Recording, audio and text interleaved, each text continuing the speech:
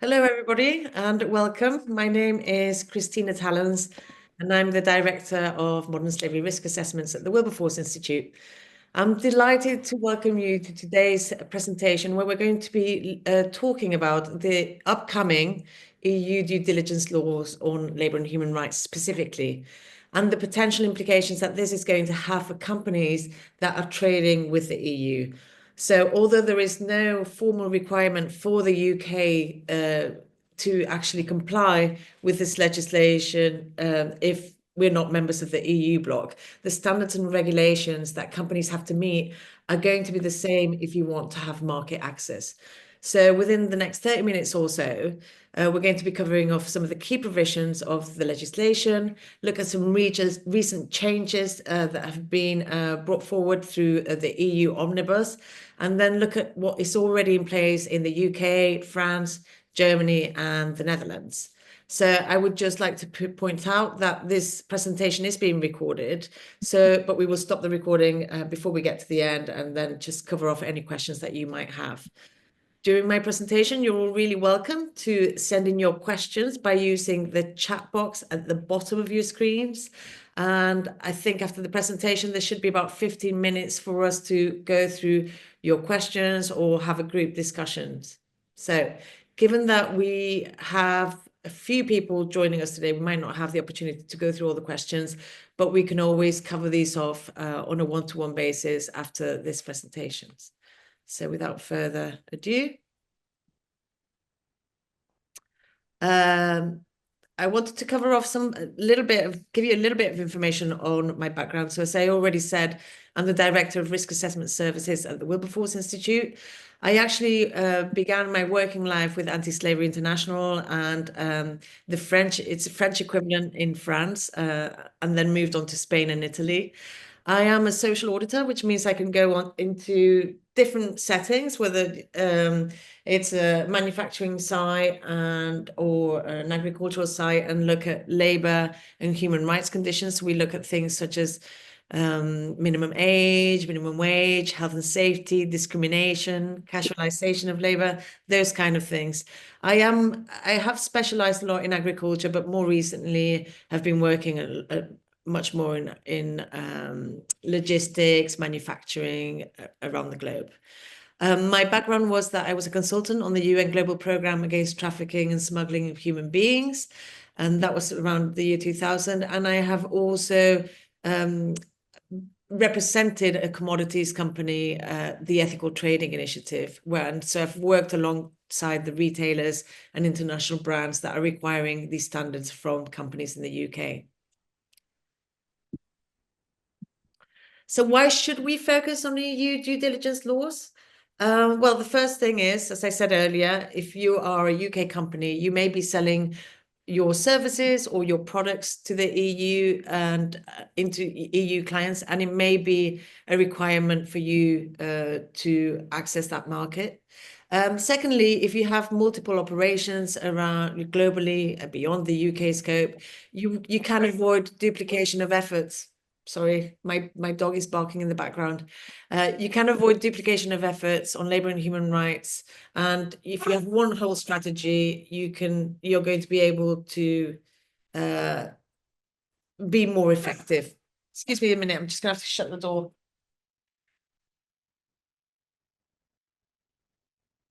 I have a very old dog that wants attention.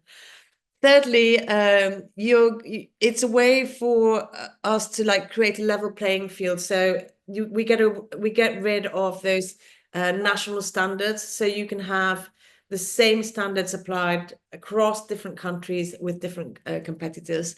And then fourthly, and the most important reason of all, because there are a lot of companies that have been doing this for a long time before there was legislation, is just to actively manage your risks in the supply chains. So it's a way for UK companies that are already applying the United Nations guiding principles, to meet the existing standards as well. The objectives for today really are, first of all, to help you understand what the background is to the EU due diligence on labour and human rights. Secondly, to understand the provisions and expectations from businesses and what the law requirements are in terms of the supply chains. Thirdly, to look at what legislation is already in place across different EU countries, and you will see that there is, the repetition of almost the same standards across different EU countries, and then cover off any questions at the end that you might have. So, the background. The whole sustainability question has actually been there for quite a long time. Companies have been applying voluntary standards around labor and human rights issues. So for those of you, there may be some amongst you that know the Ethical Trading Initiative, so you will know that that's been in place since the year 2000. It's the directives really are building on labor and human rights, and they are bringing in an environmental aspect into it. There's the greenhouse gas emissions, all the issues around climate change, deforestation and biodiversity. There's been a lot of work that's been going on around waste and waste disposal. There are international programs around that.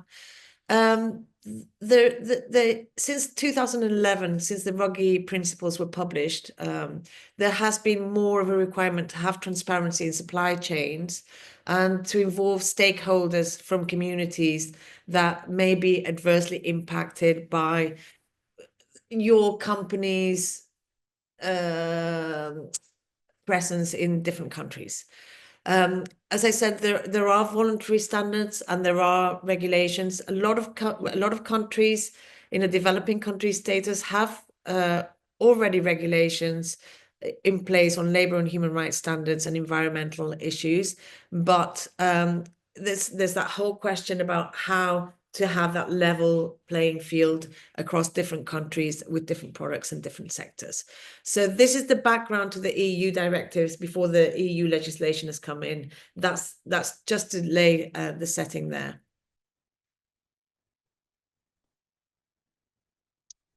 The UNGP, so the United Nations Guiding Principles definition of due diligence, is a process to identify, assess, prevent, mitigate, seize, monitor, communicate, account for, address, and remedy any potential or adverse impacts on human rights, but also on the environments. So on the communities where that might be adversely impacted by your own operations. So the UNGP actually talks about due diligence not only in a company's own operations, but also in its business relationships across the value chain, so its suppliers effectively. In February 2025, so literally just under a month ago, actually, there was talk around the omnibus packages that are being introduced as a way for the EU to keep its companies competitive. So we have a lot of change globally, and the EU wants to streamline and make the existing regulations a little bit more effective. So it has introduced new reporting requirements for companies, but it has postponed these to 2028. So some of you may know that there has already been legislation in place since last year, but this omnibus package has impacted three key pieces of legislation. The first one is the EU Corporate Sustainability Reporting Directive. That's the one that came into action in 2024. The second one is the EU Corporate Sustainability Due Diligence Directive, and that was supposed to really kick in 2026 and 2027. And then finally, it's much more of an environmental one. We have the EU taxonomy, and that's more around environmental sustainability. It also includes, obviously, labor and human rights, but it was created much more for the investment community to be able to make decisions on ESG performance. So this omnibus is going to impact those three pieces of legislation. So if we look at the labor and human rights one specifically, we have the following. So the CSRD has very detailed reporting requirements on company impacts on the environment, human rights, and social sustainability related risks. Again, as I said earlier, the first lot of reporting now has been postponed to 2028, or at least those are the proposals that are being put forward. It was going to be applying to companies with over 500 employees, but will now apply to companies with over 1,000 employees. And the original turnover that had been proposed was 40 million euros, but it's now 50 million euros. And all SMEs that are listed on the EU regulated markets. So that's going to be the scope of the legislation. That's who it's going to apply to. The companies that are not going to be meeting these thresholds are going to be asked to voluntarily report against ESG standards. And these standards are set by the European Financial Reporting Advisory Group, so EFRAG for short. And they are already published, they're already out there, but we don't have 100% clarity on who is going to have to report on those standards just yet. There was originally, in the original piece of legislation, there was a requirement that these would be sector-specific standards. So if you were working in agriculture, you would have to report against a certain types of risks. So it could have been water, it could have been biodiversity, deforestation. There are these sector-specific standards do not seem to appear at the moment with the current omnibus changes. There was also a question around the double materiality concept. So that was the disclosure of the financial impact of sustainability risks on the company, but also the company's impact on social and environmental risks. And there is this whole, at the moment, it looks like this requirement to report on this may be scrapped. So again, there are changes there. There are going to be potential obligations and sanctions that will be imposed on companies that are operating on the EU market. So that is still remaining there. With the EU Corporate Sustainability Due Diligence Directive, this requirement will again come into force on the 26th of July 2028. This is much more about preventing adverse impacts and having the system set up within your organization to mitigate those impacts. So companies are no longer going to have to systematically conduct in-depth assessments of adverse impacts in supply chains beyond their direct business partners. Again, this is one of the changes that has been introduced by the EU Omnibus in February 2025. It's only when there is information that there may be adverse impacts in that supply chain that there will be a requirement for the company to go beyond its first tier suppliers. Originally, there had also been a requirement for this due diligence assessments to be carried out every year. This has now been changed to 5 years. And the due diligence measures that need to be refreshed internally within a company there will only be a requirement to change those or to update those when there's evidence that the existing systems are no longer effective. Again, it feels very woolly, and there's almost this feeling that this is more about deregulation at the moment, but this has still not been passed. There is a requirement with the CSDD to have stakeholder engagement, and this is still part of the legislation, but it's going to be streamlined. We don't know what that's going to look like at the moment. And then finally, this whole issue about having NGOs and trade unions involved in the due diligence process, it's no longer obligatory. But there will be civil liability provisions of third countries. So civil liability provisions means that essentially companies will be taken to court. They can be pursued legally in the countries where they operate. But that NGO and trade union embedding is no longer there. And then finally, so it's believed that the CSDDD and the CSRD are going to align the requirements for the transition plans on climate mitigation.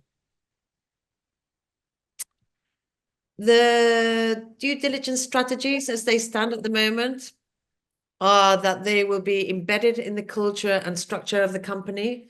So the belief is that there will have to be people in charge of obviously having oversight of the due diligence system.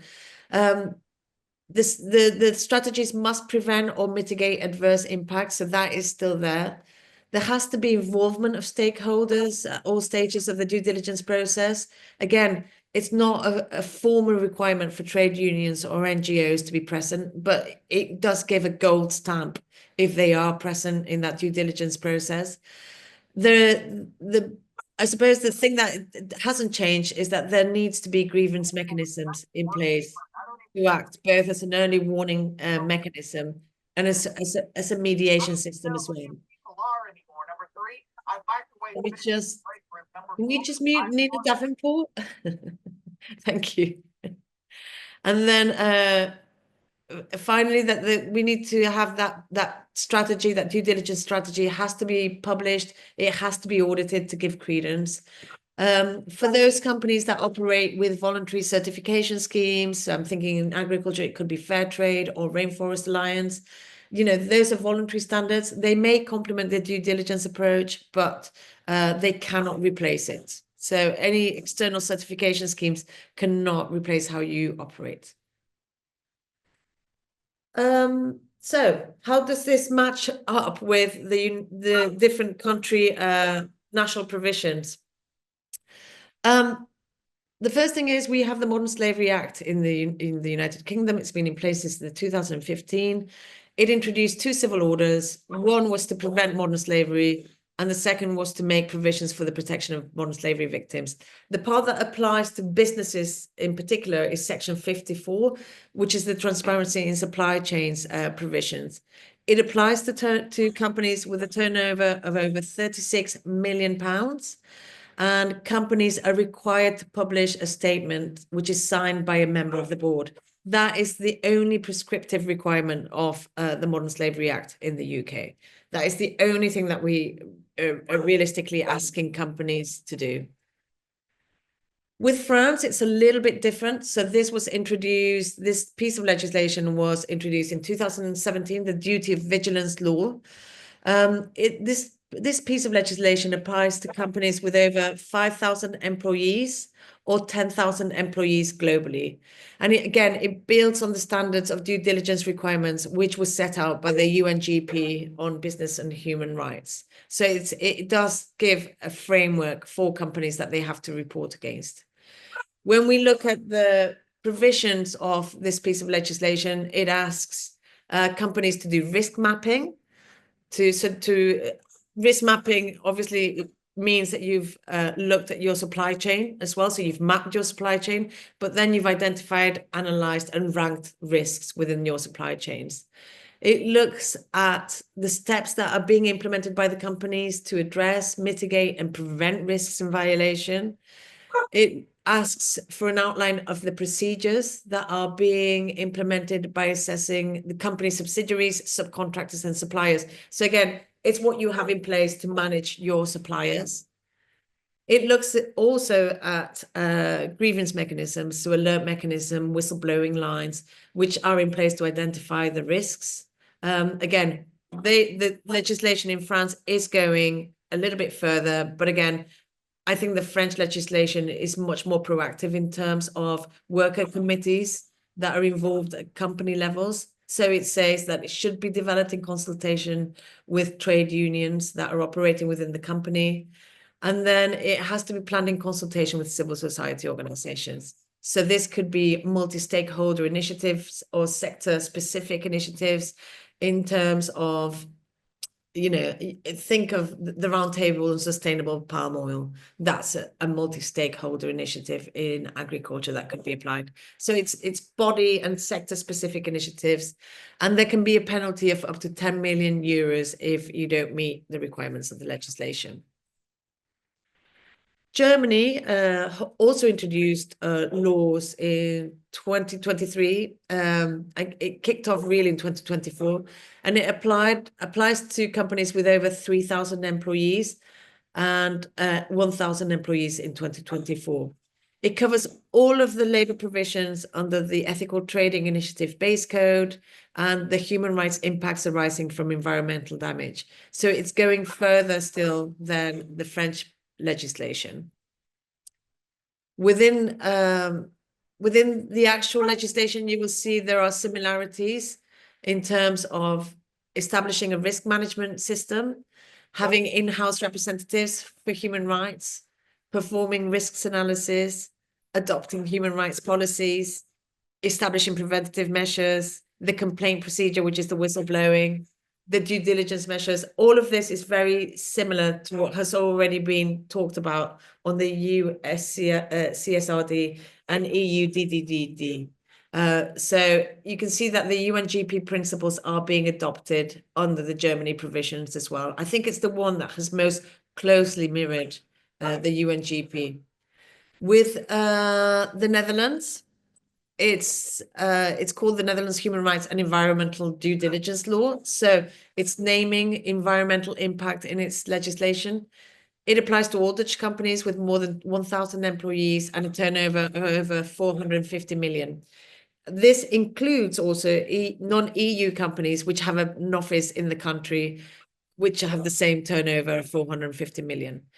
As I said, without wanting to repeat everything, the law is based on the UNGP specifically, and it looks at assessing the actual and potential human rights impacts, but more specifically, integrating and acting on the findings. So there will be a continuous improvement process loop that is much more embedded in that piece of legislation. It's going to be looking at how the company tackles issues, what its responses are to issues, and then how it communicates on the impacts of the companies. I suppose that's added up in that top point here that we have. The companies must take reasonable steps to prevent adverse impacts. That's already been said by the German piece of legislation. But I think what's interesting with the Dutch piece of legislation is that it will companies that have less than 250 employees will still have a transparency obligation, which is similar to that of the UK Modern Slavery Act, where the boards have to sign off and say what they've been doing to address labor and human rights issues in their supply chains. Again, it could have a sectoral approach to certain obligations just to allow companies to build on economies of scale. And then that could mean that certain sector-specific bodies could have embedded within them the grievance mechanism and the whistleblowing lines. So again, it could ease a little bit of the transparency requirements for medium-sized companies. That's really it. That's a whistleblow stop of what's going on with those pieces of legislation. But if I was going to summarize the common thread across all of the pieces of legislation, it would be that companies have to establish a risk management system on labor and human rights. They have to map their supply chains and engage their stakeholders. If it's not in the national piece of legislation just to give the company credibility on what it's doing around labor and human rights, it has to have human rights policies, but it also has to have somebody that's in charge of those human rights policies and procedures and those management processes. You have to establish preventative measures. So again, either do risk assessments or social audits of your suppliers, but also establish complaint procedures that are available and transparent for everybody to be able to use, and then have grievance and whistleblowing mechanisms as a way to identify risks. And then finally, obviously, document and report on performance.